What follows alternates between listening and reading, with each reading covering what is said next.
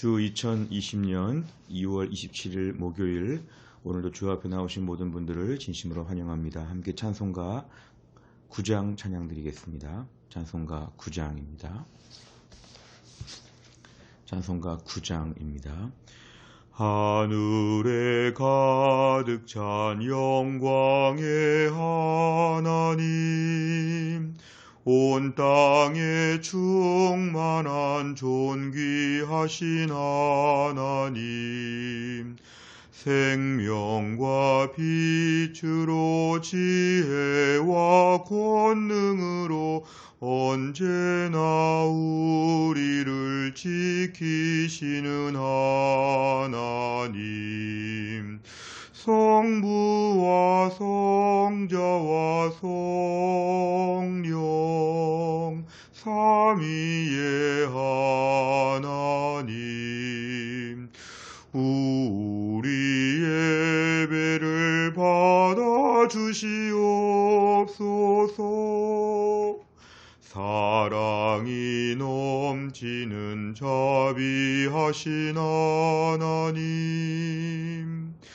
은혜가 풍성한 구원의 하나님, 참회의 심령의 평안을 주시옵고 죄악과 허물을 용서하여 주소서.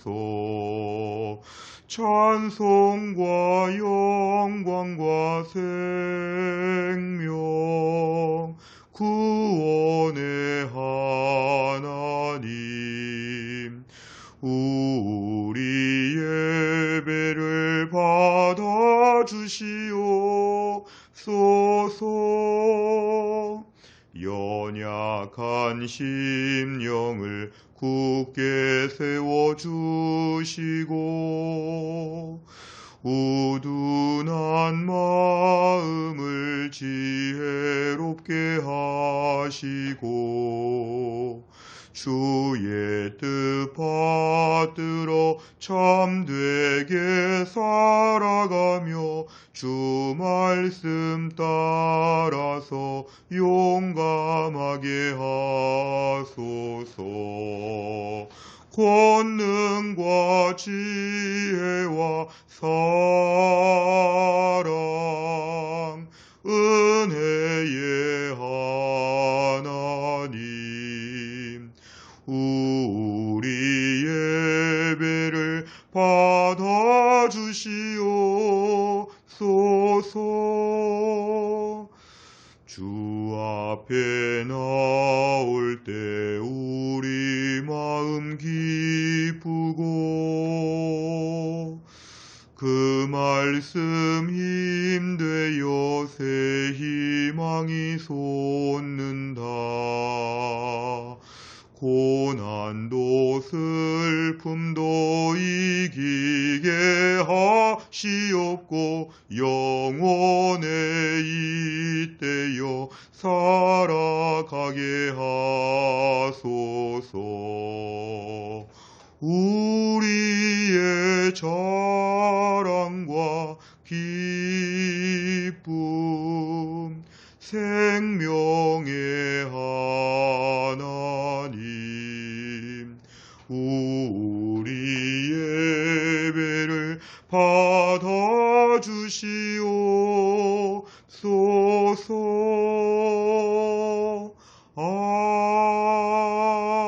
아멘. 하나님 말씀은 요한복음 5장 41절부터 47절까지입니다. 요한복음 5장 41절부터 47절까지 신약성경 151페이지에 있습니다. 요한복음 5장 41절부터 47절까지의 말씀을 제가 봉독하겠습니다. 41절부터 47절입니다. 나는 사람에게서 영광을 취하지 아니하노라. 다만 하나님을 사랑하는 것이 너희 속에 없음을 알았노라. 나는 내 아버지의 이름으로 왔음에 너희가 영접하지 아니하나 만일 다른 사람이 자기 이름으로 오면 영접하리라. 너희가 서로 영광을 취하고 유일하신 하나님께로부터 오는 영광은 구하지 아니하니 어찌 나를 믿을 수 있느냐. 내가 너희를 아버지께 고발할까 생각하지 말라. 너희를 고발하는 이가 있으니 곧 너희가 바라는 자 모세니라. 모세를 믿었더라면 또 나를 믿었으리니 이는 그가 내게 대하여 기록하였음이니라.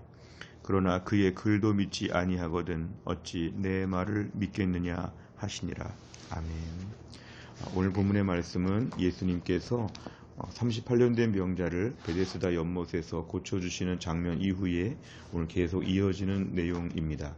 오늘 본문에서 너희라고 예수님이 이렇게 말씀하신 것은 유대인들을 의미합니다. 오늘 42절에 보니까 너희라는 말이 나오는데 이런 것은 다 유대인들을 얘기합니다. 오늘 본문에 이런 말씀입니다. 나는 사람에게서 영광을 취하지 않는다. 사람의 평가, 사람의 인기, 사람들이 추켜 세우는 것, 나는 그러한 식의 영광을 취하지 아니한다. 이런 말씀을 예수님께서 오늘 전제로 말씀하십니다. 그러면서 오늘 유대인들이 예수님을 거부하는 것에 대해서 이렇게 말씀하십니다. 42절 다만 하나님을 사랑하는 것이 너희 속에 없다. 그러니까 당시 유대인들이 겉으로 볼 때 그렇게 믿음이 철저하고 그렇게 하나님을 잘 믿는 것처럼 이들이 자랑하였지만 실상은 하나님의 일을 거부하고 하나님이 보내신 자 예수님을 거부하기 때문에 이들은 진정으로 하나님을 사랑하는 것처럼 보였지만 하나님을 사랑하지는 않는다고 예수님은 지적하십니다. 그 증거가 43절 이하의 내용입니다. 오늘 예수님께서 특별히 하나님 아버지의 이름으로 왔음에 영접하지 않았다. 43절 하반절에 보니까 다른 사람이 자기 이름으로 왔다면 다른 사람이 더 대단하게 더 인간적인 대단한 평가와 영광을 가지고 다른 사람들이 오면 그 앞에 쩔쩔매고 그 앞에 굴복한다. 그런데 하나님의 이름으로 왔다는 것에 있어서는 너희가 아무런 반응도 보이지 아니하고 오히려 영접하기를 거부했다는 것입니다. 44절 실상 유대인들의 실체는 뭐냐면 겉으로는 하나님 부르짖고 있었지만 하나님의 영광보다는 사람의 영광, 하나님이 인정하시고 세워주시는 것보다는 사람들끼리의 평가, 여기에 민감했다는 걸 알 수 있습니다.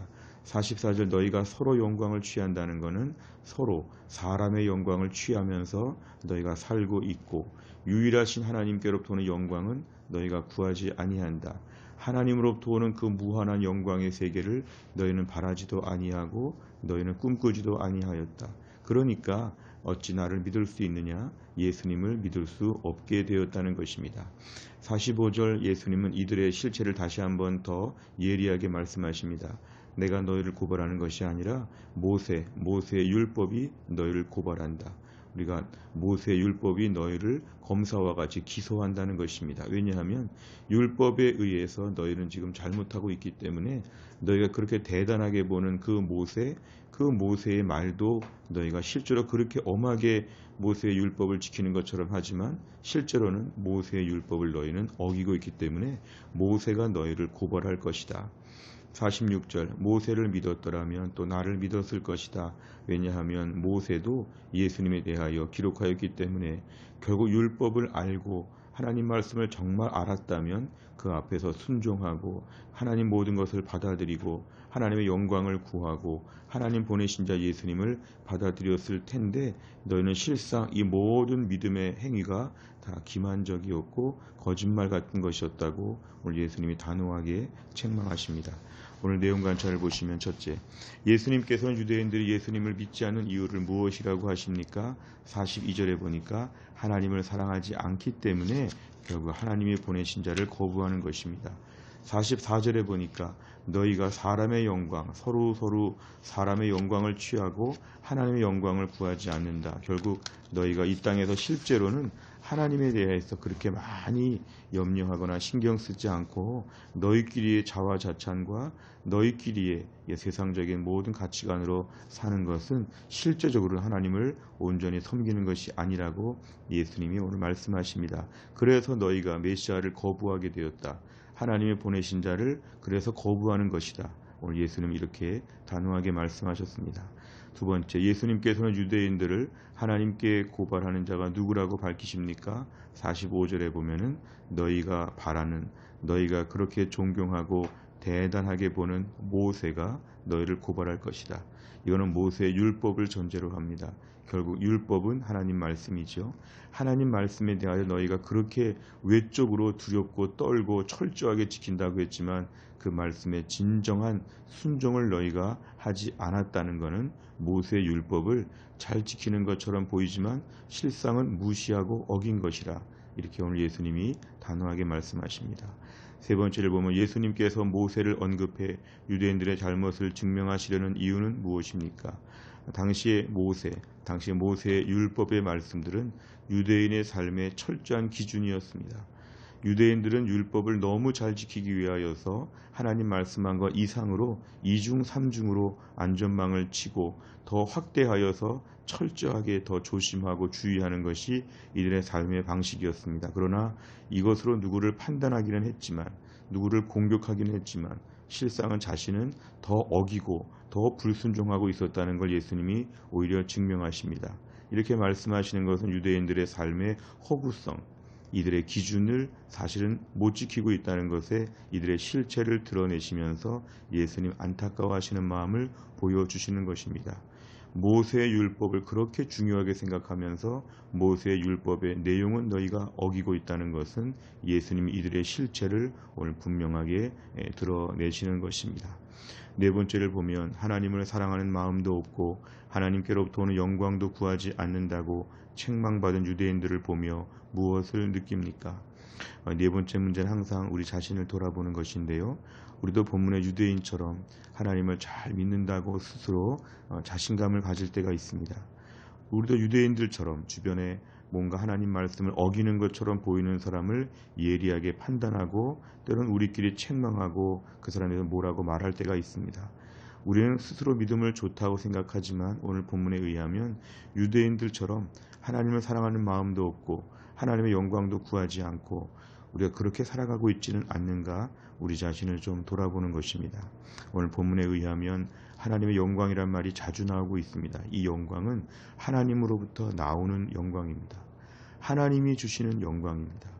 우리가 세상에서의 영광 때문에 얼마나 민감할 때가 많은지, 내 영광을 누가 알아주지 않는다고, 내 영광을 채워주지 않는다고 세상을 향해서, 다른 사람을 향해서 원망할 때가 너무 많습니다. 하지만 반면에 하나님이 보시는 평가에 대해서는 저들의 마음이 너무 대범하고 너무 마음이 이렇게 강팍할 때가 많습니다. 오늘 말씀 앞에서는 유대인들처럼 겉으로만 하나님 그러지 말고 실상 내면으로 순종하자는 것이 오늘 본문의 말씀입니다. 그리고 이 땅에서 이게 코로나 바이러스나 힘들고 어려울 때 결국 세상 영광 이런 것은 너무도 허무한 것들입니다.